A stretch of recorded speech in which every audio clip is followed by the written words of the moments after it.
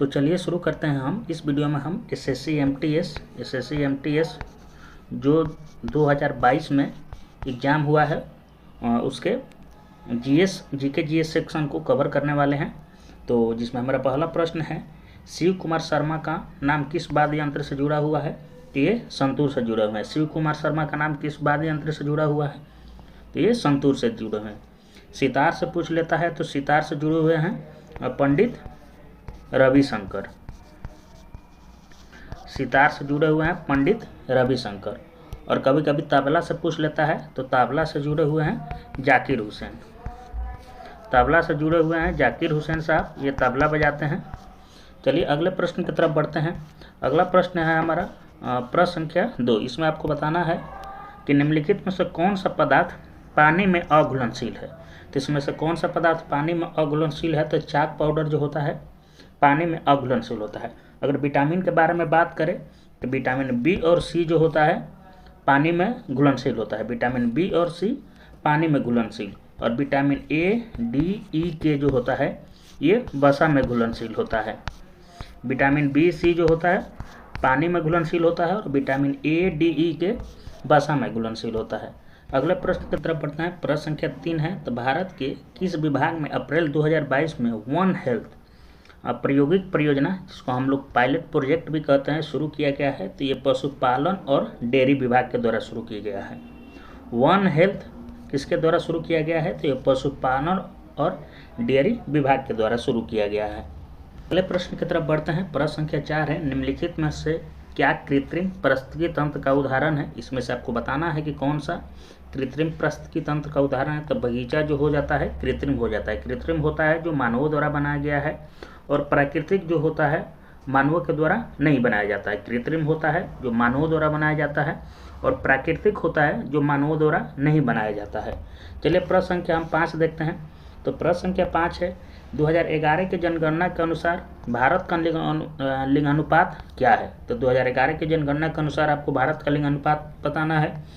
तो 1000 पुरुषों पर 940 महिलाएं हैं। 1000 पुरुष पर 940 महिलाएं हैं। अगर आपसे पूछ लेता है कि सर्वाधिक लिंग अनुपात कहाँ का है, तो केरल का हो जाएगा सर्वाधिक। और न्यूनतम पूछता है तो हरियाणा। न्यूनतम लिंग अनुपात पूछेगा तो हरियाणा है, और सर्वाधिक पूछेगा तो केरल है। अगले प्रश्न की तरफ बढ़ते हैं। हमारा प्रश्न संख्या 6 है, अप्रैल 2022 तक उपलब्ध जानकारी के अनुसार भारत के निम्नलिखित में से कौन सी ट्रेन सबसे तेज चलने वाली ट्रेन है? तो सबसे तेज कौन सी ट्रेन चलती है? तो वंदे भारत एक्सप्रेस, जिसको हम लोग ट्रेन 80 के नाम से भी जानते हैं, ये भारत में चलने वाली सबसे तेज ट्रेन है। पूछेगा कि सबसे बड़ा ट्रेन कौन सा है, यानी सबसे लंबी ट्रेन कौन सी है? तो सुपर बास्की जो हो जाता है सबसे लंबी होती है। सुपर बास्की सबसे लंबी ट्रेन है। सबसे लंबी दूरी चलने वाली नहीं, सबसे लंबी ट्रेन साइज में है। पूछेगा कि पहली ट्रेन किसके किसके बीच चली थी? तो मुंबई से थाने के बीच में पहली ट्रेन चली थी। मुंबई से थाने के बीच में पहली ट्रेन चली थी। कब चली थी? तो 1853 ईस्वी में चली थी। और किसके शासनकाल में? तो डलहौजी के शासनकाल में पहली ट्रेन चली थी। और कितनी दूरी चली थी? तो 34 किलोमीटर की दूरी चली थी। सबसे लंबी ट्रेन पूछेगा साइज के अनुसार तो सुपर बास्की है। प्रथम ट्रेन कहाँ से कहाँ चली थी? तो मुंबई से थाने के बीच में। कब चली थी? 1853 में। किसके शासनकाल में? तो डलहौजी के शासनकाल में। और कितना दूरी चली थी? तो 34 किलोमीटर की दूरी चली थी। प्रश्न संख्या 7 देखते हैं। सरकार द्वारा डैश लड़ने के लिए अंत्योदय अन्न योजना शुरू की गई है। तो ये गरीबी से लड़ने के लिए अंत्योदय अन्न योजना की शुरुआत किया गया है। अगले प्रश्न की तरफ बढ़ते हैं। अगला प्रश्न है प्रश्न संख्या 8, निम्नलिखित में से किस व्यक्तित्व जिसने स्नेह भरे उपनाम नाइटिंगेल ऑफ इंडिया यानी भारत की स्वर कोकिला के रूप में जाना जाता है, जिनका फरवरी 2022 में निधन हो गया? तो ये हैं लता मंगेशकर। इनको जाना जाता है भारत की स्वर कोकिला के नाम से। और इनको भारत रत्न पूछेगा तो 2001 में इसको भारत रत्न मिला था। और इनको पद्म विभूषण पूछेगा तो 1999 में इनको पद्म विभूषण मिला था। और लता दीनानाथ मंगेशकर पुरस्कार सर्वप्रथम जो है किसको दिया गया है? तो हमारे प्रधानमंत्री नरेंद्र मोदी जी को प्रथम दीनानाथ लता मंगेशकर पुरस्कार दिया गया है। अगले प्रश्न की तरफ बढ़ते हैं। अगला हमारा प्रश्न संख्या 9 है, भारत के किस बौद्ध स्थल पर गौतम बुद्ध ने सबसे पहले धर्म का प्रचार किया था? तो किस जगह पर सबसे पहले धर्म का प्रचार किया था? तो सारनाथ में सबसे पहले उनके द्वारा धर्म का प्रचार किया गया था। बोध गया में उनको ज्ञान की प्राप्ति हुई थी। बोध गया में उनको ज्ञान की प्राप्ति हुई थी, जिसको बौद्ध ग्रंथों में धर्म चक्र परिवर्तन कहा गया है। धर्म चक्र परिवर्तन कहा गया है जब उसको उनको ज्ञान की प्राप्ति हुई थी। सबसे ज़्यादा पूछेगा कि उपदेश कहाँ दिए हैं? तो श्रावस्ती में। सर्वाधिक उपदेश उनके द्वारा श्रावस्ती में दिया गया है और बोध गया में उसको ज्ञान की प्राप्ति हुई है। अगले प्रश्न की तरफ बढ़ते हैं। अगला हमारा प्रश्न है, प्रश्न संख्या 10 है। तो आपको बताना है कि बेकिंग सोडा का रासायनिक सूत्र क्या होता है? तो इसका होता है NaHCO3। बेकिंग सोडा का रासायनिक सूत्र NaHCO3। और धोवन सोडा का क्या होता है? तो NO2CO3। ये होता है धोवन सोडा का रासायनिक सूत्र। धोवन सोडा का होता है Na2CO3। अगले प्रश्न की तरफ बढ़ते हैं। प्रश्न संख्या 11 है, भारतीय अर्थव्यवस्था में वित्तीय वर्ष डैश तक चलता है? कितना से कितना तक चलता है? तो 1 अप्रैल से 31 मार्च तक भारत में अर्थव्यवस्था में वित्तीय वर्ष चलता है। और नीति आयोग की स्थापना हुआ था 1 जनवरी। नीति आयोग की स्थापना हुआ था 1 जनवरी 2015। नीति आयोग की स्थापना 1 जनवरी 2015। और नीति आयोग का अध्यक्ष कौन होते हैं? तो प्रधानमंत्री होते हैं नीति आयोग का अध्यक्ष। और नीति आयोग किसके जगह पे आया था? तो ये योजना आयोग के जगह पे आया था। ये योजना आयोग के जगह पे नीति आयोग को लाया गया, जिसका स्थापना हुआ था 1 जनवरी 2015 को। प्रश्न संख्या 12 दिखा है, सेम अग्नेय चट्टान के उदाहरण की चर्चा करता है, निम्नलिखित में से कौन सा हो सकता है? तो इसमें सेम अग्नेय चट्टान कौन सा है? तो अतिसम, जो कि एक सेम अग्नेय चट्टान है, जिसको हम लोग बेसाल्ट भी कहते हैं। प्रश्न संख्या 13 देख लेते हैं। प्रश्न संख्या 13 है, FIH पुरुष हॉकी विश्व कप 2018 किस देश ने जीता है? तो विश्व कप जो हॉकी का हुआ था जो 2018 में, कौन सा देश जीता था? तो बेल्जियम जीता था। और 2023 में पूछेगा इसका आयोजन कहाँ हुआ है?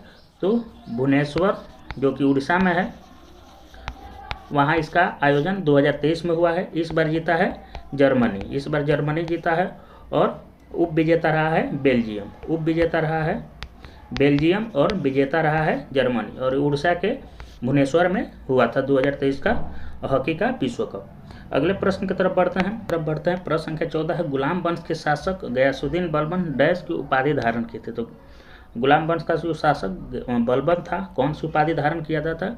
जिन ए इलाई, यानी भगवान की छाया नामक उपाधि धारण किया था। गुलाम वंश का स्थापना कौन किया है? तो कुतुबुद्दीन ऐबक। कुतुबुद्दीन ऐबक जो है गुलाम वंश के संस्थापक थे। और गुलाम वंश का कार्यकाल 1206 से लेकर 1292 तक था। बहुत बार प्रश्न पूछा गया है कि प्रथम मुस्लिम शासिका कौन थी? भारत की प्रथम मुस्लिम शासिका कौन थी? तो ये थी रजिया सुल्तान। रजिया सुल्तान जो भारत की प्रथम मुस्लिम शासिका थी, ये भी गुलाम वंश की ही थी। चलिए अगले प्रश्न की तरफ बढ़ते हैं। प्रश्न संख्या 15 है। प्रश्न संख्या 15 आपको बताना है कि व्यापकता के सिद्धांत का प्रतिपादन निम्नलिखित में से किसके द्वारा किया गया? व्यापकता के सिद्धांत का प्रतिपादन कौन किया है? तो डलहौजी के द्वारा किया गया है। इन्हीं के द्वारा 1853 ईस्वी में पहली ट्रेन चली थी मुंबई से थाने के बीच में, जो 34 किलोमीटर चली थी। लॉर्ड कॉर्नवालिस माना जाता है अस्थाई बंदोबस्त के लिए इनको, अस्थाई बंदोबस्त के लिए इनको जाना जाता है, लॉर्ड कॉर्नवालिस को। और कैनिंग के समय सबसे बड़ी घटना थी 1857 की क्रांति। कैनिंग के समय सबसे महत्वपूर्ण घटना थी 1857 की क्रांति। चलिए अगले प्रश्न की तरफ बढ़ते हैं। अगला हमारा प्रश्न है, 1846 में ब्रिटिश साम्राज्य और डैश के बीच लाहौर की संधि हुई थी। तो किनके गेट के बीच लाहौर की संधि हुई थी? तो ब्रिटिश सम्राट और महाराजा दलीप सिंह के बीच जो लाहौर की संधि हुई थी। प्रश्न संख्या 17 देखते हैं। प्रश्न, न्यू सर्च ऑफ कम्युनलिज्म पुस्तक के लेखक कौन है? Modi government new search of communalism पुस्तक के लेखक कौन है? तो ये है सीताराम येचुरी। सीताराम येचुरी है। और इसी के साथ अर्थशास्त्र के कौन लेखक है? तो चाणक्य। अर्थशास्त्र के पूछेगा तो चाणक्य इसके लेखक थे। राजतरंगिणी का थे कल्हड़, रायतरंगिणी के कल्हड़ थे। मेघदूत का पूछ लेगा तो मेघदूत के थे कालिदास। मेघदूत के कौन से थे? कालिदास। चलिए प्रश्न संख्या 20 की तरफ बढ़ते हैं। प्रश्न संख्या 20 है, उड़ीसा नृत्य शैली मूल रूप से किस राज्य से संबंधित है? तो उड़ीसी उड़ीसा से ही संबंधित है। तमिलनाडु से भारतनाट्यम है। केरल का है कथकली, और आंध्र प्रदेश का हो जाएगा कुचिपुड़ी। तमिलनाडु का हो गया भारतनाट्यम, केरल का हो गया कथकली, और आंध्र प्रदेश का नृत्य हो गया कुचिपुड़ी। प्रश्न संख्या 21 देखते हैं। प्रश्न संख्या 21 है, निम्नलिखित में से किस राज्य के राज्य विधानमंडल में 2 सदन है? तो इसमें से आपको बताना है कि राज्य के विधानमंडल में 2 सदन यानी विधानसभा और विधान परिषद किस किस राज्य में है? तो बिहार में है 2 सदन, फिर उत्तर प्रदेश में है, यूपी में है, आंध्र प्रदेश में है,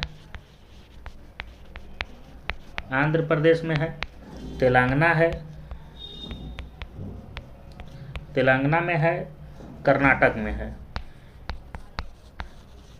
इन सभी राज्यों में राज्य विधानमंडल में 2 सदन है यानी विधान परिषद और विधानसभा दोनों है।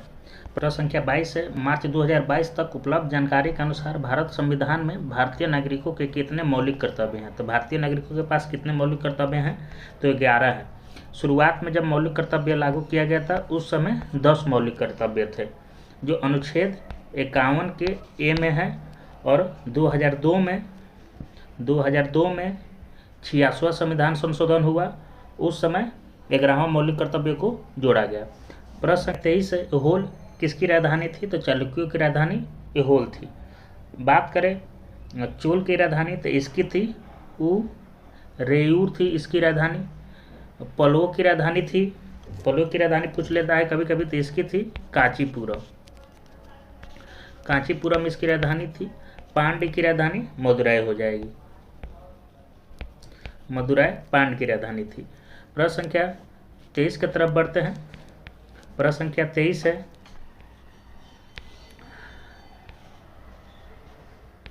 कोणार्क नृत्य उत्सव भारत के किस राज्य में मनाया जाता है? कोणार्क जो नृत्य उत्सव है भारत के किस राज्य में मनाया जाता है? तो ये मनाया जाता है उड़ीसा में मनाया जाता है। कर्नाटक में क्या होता है? तो कंबाला होता है कर्नाटक में। झारखंड में पूछेगा तो झारखंड में सरहुल होता है, और राजस्थान में अगर पूछ रहा है तो राजस्थान में गणगौर महोत्सव होता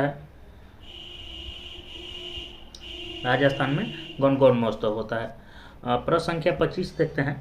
प्रश्न संख्या 25 है, आपको बताना है टंकेश्वर हजारिका बुरबयान को भारत के किस शास्त्रीय नृत्य में उन्हें उत्कृष्ट योगदान के लिए 2018 का संगीत नाटक अकेडमी पुरस्कार प्रदान किया गया है? तो शास्त्रीय नृत्य में उनको प्रदान किया गया है। कुचिपुड़ी तो अभी भी बता दिए हैं 21 राज्य का है, तो आंध्र प्रदेश का है कुचिपुड़ी। और पूछता है भारतनाट्यम, तो ये हो जाएगा तमिलनाडु, और कथक हो जाएगा उत्तर भारत का कथक हो जाता है। इस वीडियो में बस इतना ही। मिलते हैं फिर अगले वीडियो में। वीडियो देखने के लिए धन्यवाद।